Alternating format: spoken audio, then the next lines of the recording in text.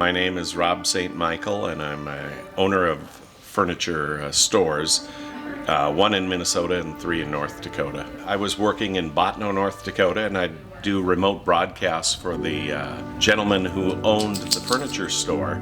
And we got to know each other, and when he decided to branch out and put a store in Rugby, he called me and asked if I ever thought about leaving radio.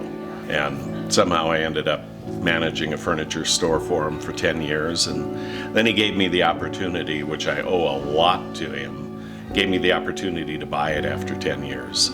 Otherwise, I never would have had a chance to own my own business. Somebody's always got to give you a chance, and you always have to take them when they come up. And I have a lot of friends, like Dale, for instance, that have helped me out. So it's certainly with the friendships I have of the people around here, it's not one way. We both help each other. My name is Dale Niewater. I nominated Rob St. Michael, my friend, for the Margo Helgerson Award because I thought he had done a lot for our community and a lot for the state and a lot for the region by promoting business, restoring buildings, and keeping small business alive.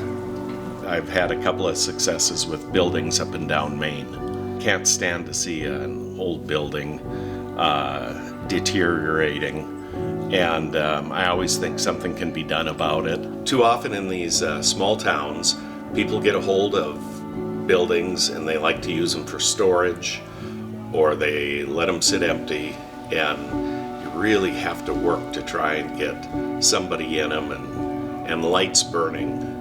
That's what I've always thought was the important thing.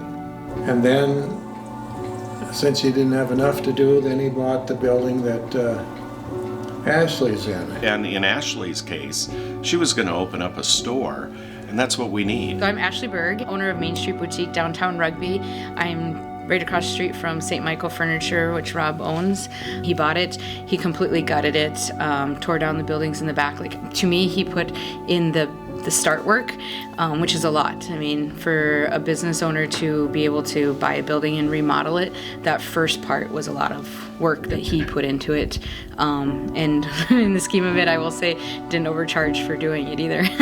And when you sell a building to somebody, you have to make it so that they can afford the mortgage on it and that their business will pay its way. I just have a lot of respect for Rob in general. He's always been doing new things and new ideas.